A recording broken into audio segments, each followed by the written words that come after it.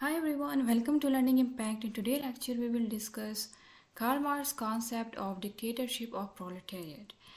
First is that what does it mean by proletarian dictatorship? Karl Marx refers to the dictatorship proletariat as a condition or type of government in which the proletariat, which are the working class, holds control over the state power. Means that it is a condition, or we can say a type of government in which the working class will rule the society. They will rule the country and they will control all the state powers.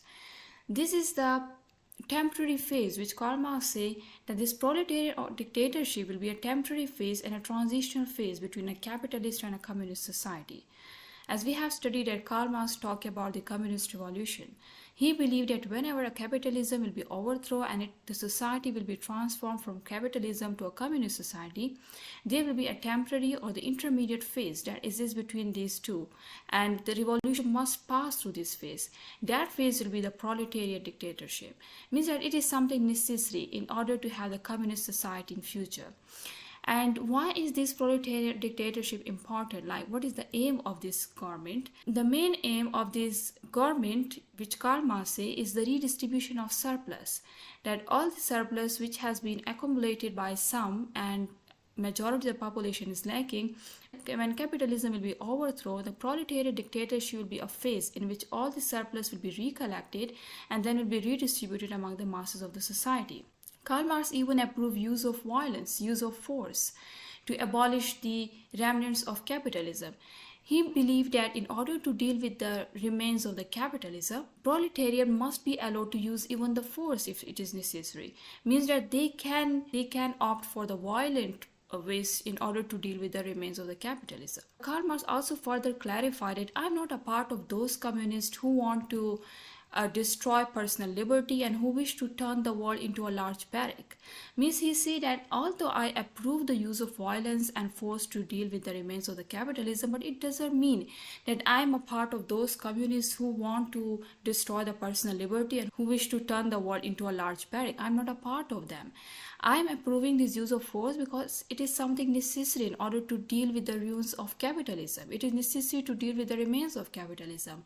And this proletariat dictatorship, the type of government, it is something necessary if we want to have full transformation and successful transformation from capitalism to a communist society. It is a phase which is inevitable.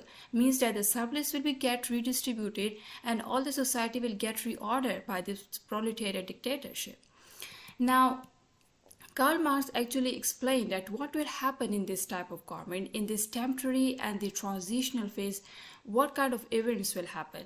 Karl Marx believed that it will be the first type of government in history where the majority population, it will be in control.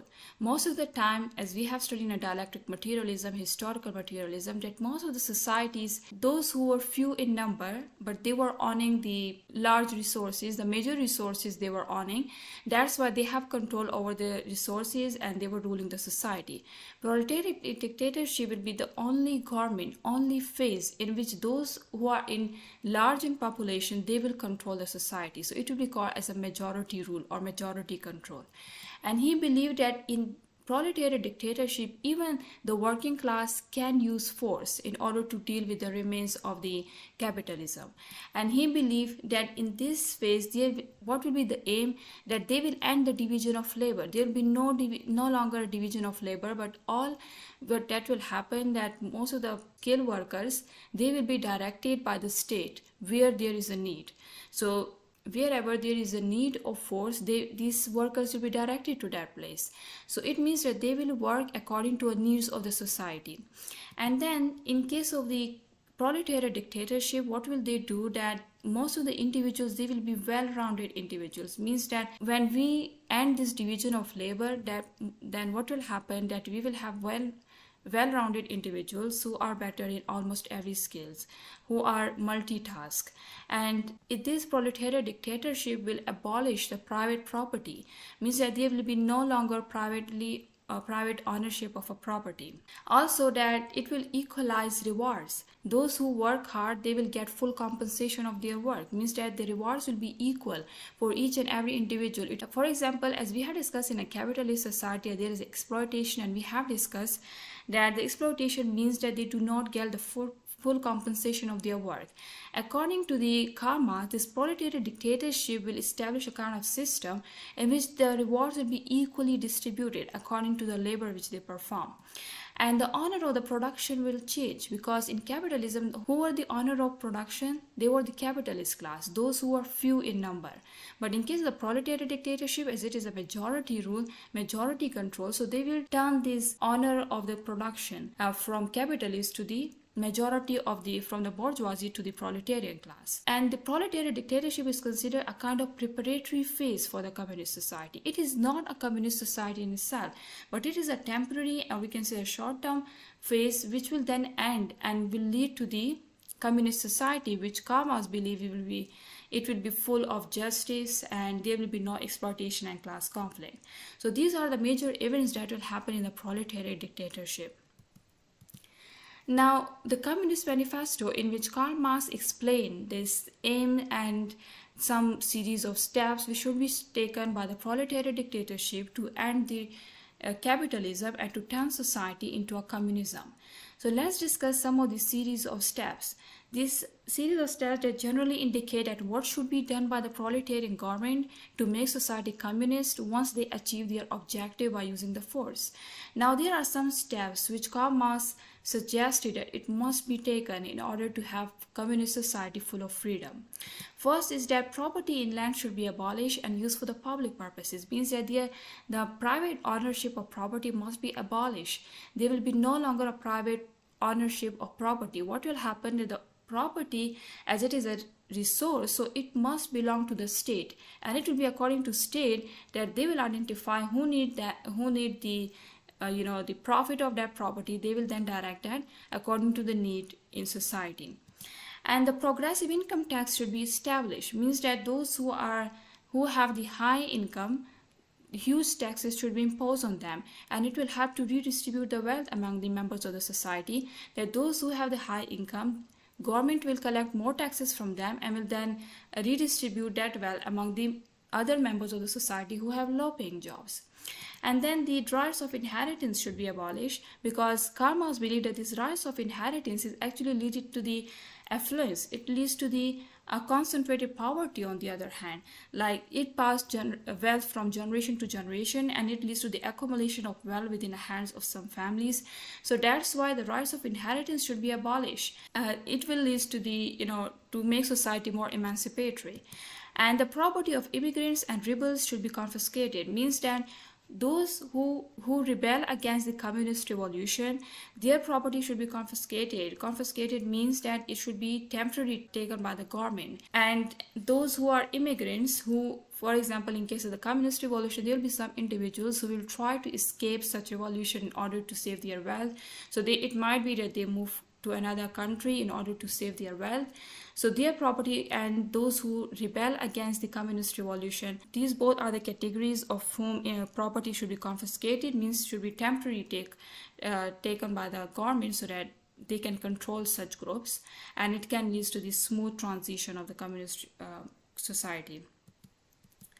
Okay, there should be state control, centralization, and monopoly of credit. Means that all the affairs, it will be controlled by the state.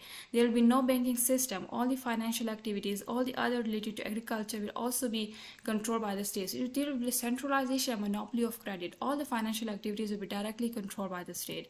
And the state must control and centralize transportation and communication.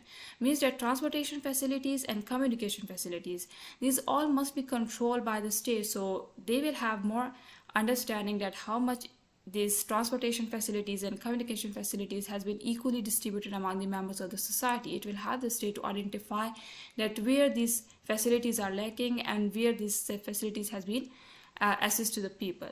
And also that there should be expansion of state control of production and state improvement of agriculture. Means that the control of the agriculture should be expanded by the state. So they will control what kind of agriculture, what should be the agriculture like, and how the resources should be allocated. These all be controlled by the state. And there should be enforcement of the obligation of all persons to work, and the formation of industrial armies to be used especially in agriculture. Enforcement of obligation of all persons to work means that idleness will be something not tolerated by the communist society. It will be discouraged. So it means that every individual will be motivated to participate, to contribute to the society, and the formation of the industrial army is to be used especially in agriculture. Means that majority of the people who are workers, they will be directed to the sectors in agriculture where there is a need, where there is lacking progress. So the state will direct those individuals to work in that sectors of agriculture. So it will be according to this according to the needs and how much the progress has been made in a particular sector. So they will direct that industrial army to that sector. And agriculture and manufacturing industries ought to be combined together with the population resettlement with a view to be elimination of rural-urban division. Means that they will try to spread the facilities more to the rural society so that they can blur the rural-urban divisions, and it will help to overcome this difference between the rural areas and the urban areas. So they will try to combine agriculture sector also and manufacturing industries, and they will help the population, both population like rural urban, to have equal access to all these resources. And at the last, the child labor must be abolished and a system of free public education should be established. That the child labor must be abolished in order to avoid the child exploitation, and a system of the free public education should be established so that every individual or every child will have equal access to the education and they will have more chances to have the high income jobs. So these are the series of steps which was discussed by the Karl Marx, and believe that these steps must be taken if we want to have more emancipatory and a communist society at the end. So this was all about the proletarian dictatorship and some series of steps which was defined in the Communist Manifesto by the Karl Marx.